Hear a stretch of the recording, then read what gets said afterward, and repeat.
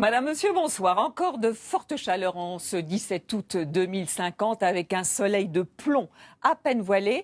Alors, la presque bonne nouvelle, c'est que cette canicule touche à sa fin. Il va falloir tout de même attendre le passage de cette perturbation qui commence à arriver. Pourquoi? Eh bien, tout simplement parce que l'air beaucoup plus frais est à l'arrière de la dite perturbation. Alors, il est vrai que demain matin, ce voile va s'épaissir. On va le retrouver déjà de l'Aquitaine jusqu'au nord. Vous aurez beaucoup de soleil encore sur les régions de l'Est, mais progressivement, ce voile va se décaler et à sa place, c'est un axe pluvio-orageux qui va s'installer, donc du sud-ouest en passant par le Massif central et jusqu'à la Belgique. Et puis sur la Bretagne, ça devrait être beaucoup plus calme avec quelques averses. Que nous dit la masse d'air? Eh bien que nous ne sommes pas les seuls, figurez-vous, en France, à subir cette canicule. Regardez cette masse d'air extrêmement chaud qui englobe toute l'Europe. Et où se trouve l'air plus frais dont je vous parlais? Ici, à l'arrière de la perturbation. Donc il n'est pas encore là. Et demain matin, les températures seront déjà très élevées, notamment à Paris, à Perpignan ou à Nice, avec 26 degrés. Et dans l'après-midi, on atteindra ou dépassera encore les 40 degrés, 41 à Agen, 41 à Strasbourg, 40 dans les capitales, 42 pour Lyon et jusqu'à 43 degrés prévus à Nîmes. Alors me direz-vous, tout ceci n'est que fiction pour 2050. Eh bien, ne croyez pas que ce bulletin soit sorti de mon imagination, puisqu'il a été formulé avec beaucoup de sérieux par Météo France. D'ailleurs, souvenez-vous, ces températures, c'est du déjà vu. La canicule de 2003 que nous avons eue en France, voici quelques températures relevées à l'époque, jusqu'à 42 degrés à Gourdon ou à Carpentras et même 44 degrés dans le Gard. Et ça, c'était un record absolu. Alors, que nous disent les scientifiques à propos du changement climatique? Qu'il est prévu jusqu'en 2050 que nous risquons d'avoir une canicule un été sur 4 en France.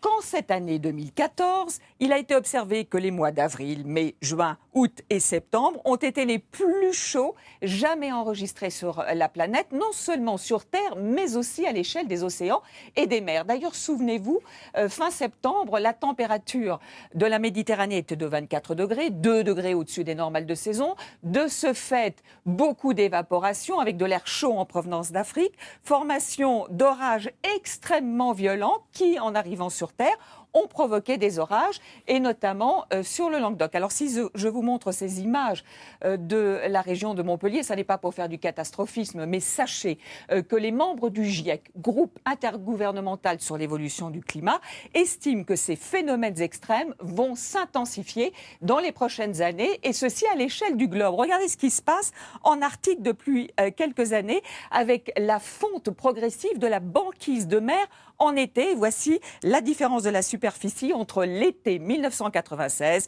et l'été 2014. Alors, peut-on faire un rapprochement entre ce changement climatique et l'activité humaine?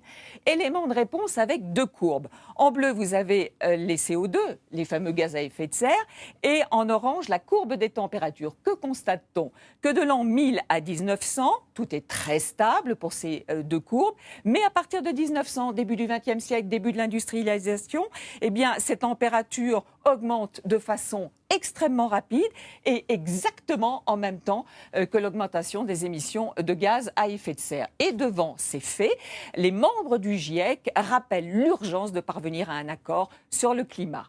Bonsoir.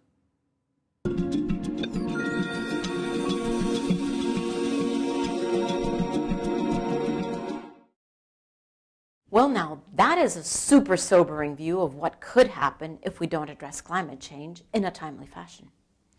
I am Cristiana Figueres, Executive Secretary of the United Nations Framework Convention on Climate Change.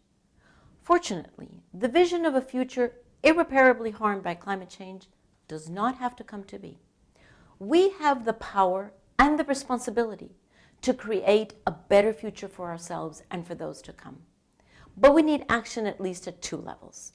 We need a new, robust global climate change agreement, and we need local policy that points us toward green growth and action by investors, industry, cities, and regions.